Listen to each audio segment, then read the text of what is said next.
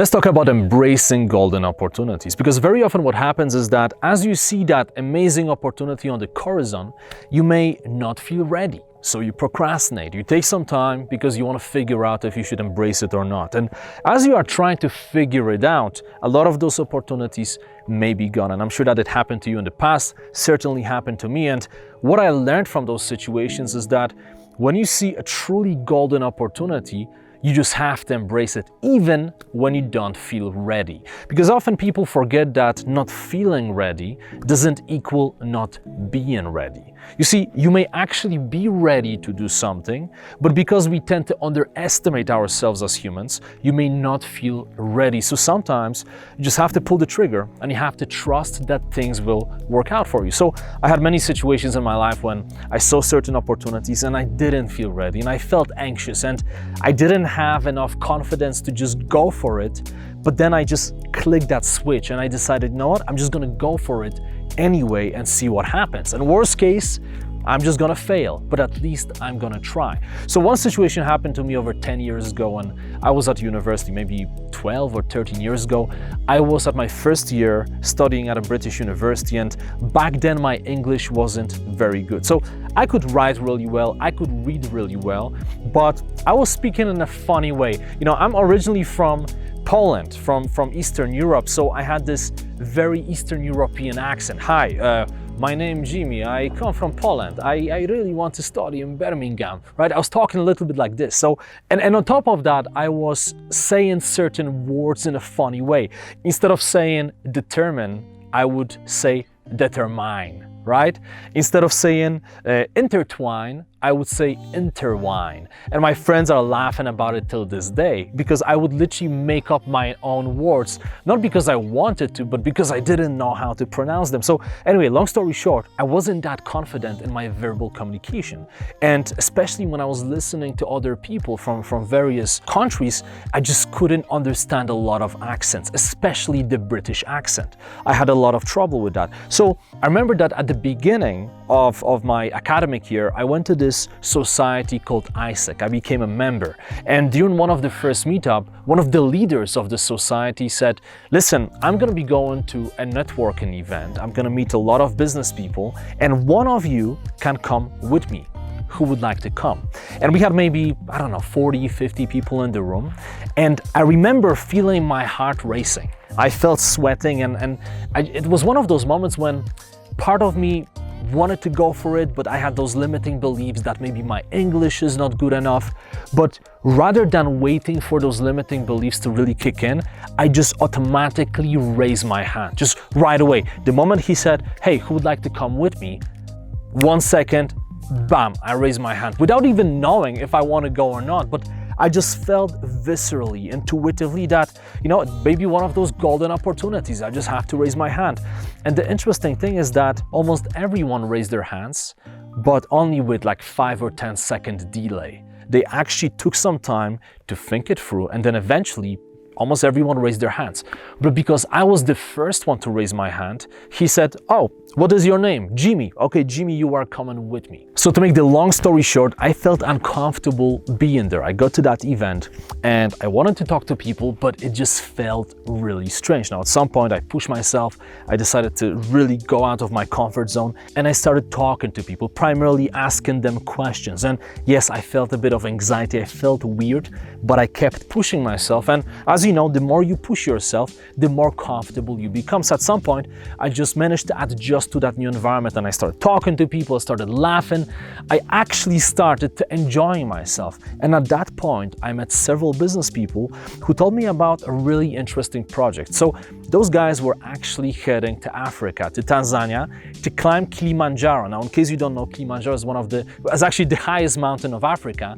It's, I believe it's 5,995 meters, almost 6,000 meters high. So they said that they wanted to climb that mountain in order to raise money for the charity. And here's the kicker. They looked at me and they said, hey, maybe you want to join us. And I couldn't believe, right? Because I was thinking to myself, why would you want me to join? I'm just a student. I'm not a business person. I think I was 21 years old or something like that. Of course, I didn't verbalize my thoughts, but the moment they offered this to me, of course, what did I do? Within a few seconds, I just snapped back to reality and I said, of course, I would love to do it with you.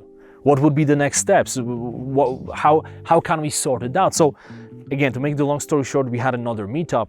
We talked about the details, and then fast forward almost a year later, we climbed Kilimanjaro and we raised a lot of money for the charity.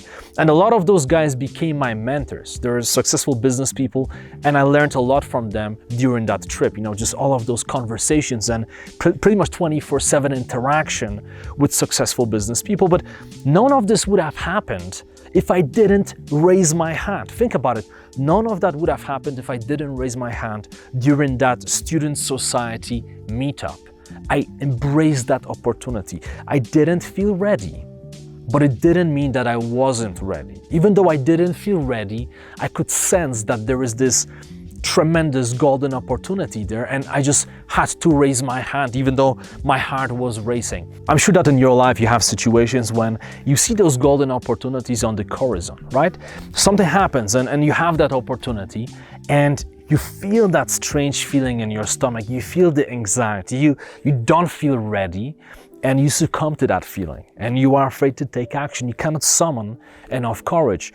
And that's okay, right? It's important that you don't feel too bad about it because we are just human and we all have situations like this. But it is important that going forward, as you walk into the future, you recognize those opportunities for what they are. These are golden opportunities that could literally change the trajectory of your life. So for example, when I went to Kilimanjaro, that trip changed something in me. It just made something click in my brain. And when I came back, I actually went on this 3-week expedition across Europe when I was hitchhiking with only 200 euros in my pocket. I did over 3,000 kilometers around Europe with 200 euros. It took me almost a month. And a lot of people told me it's not possible. 200 euros, how can you possibly survive? Well, I hitchhiked, I sleep on beaches, I had a tent, I slept in host. Actually, no, I didn't. Sorry, I just realized I didn't even pay for a hostel on that trip. I just realized I literally didn't pay for any accommodation, right? I almost forgot about it.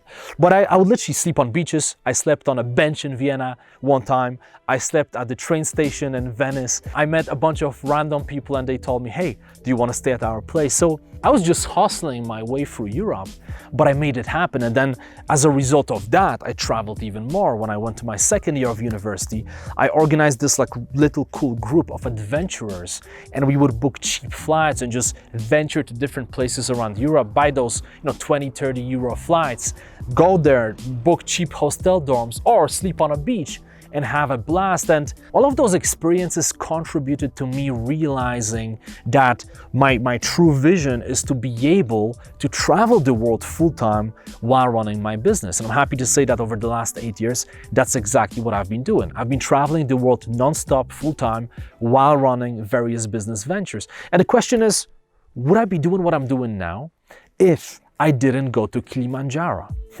Maybe yes, but maybe not. Maybe that was one of those pivotal points that I needed in my life to realize how badly I want this type of lifestyle.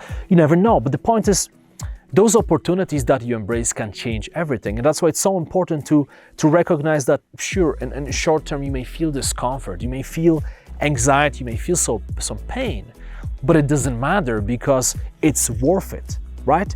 It's worth it because when you get to the other side of that discomfort, something amazing may happen. So I want you to think about it in the context of your own life, because again, I'm sure you are having opportunities right now that you are not embracing, and in the future there will be uncomfortable yet tremendous opportunities that you should be going after. So I hope that you enjoyed this video.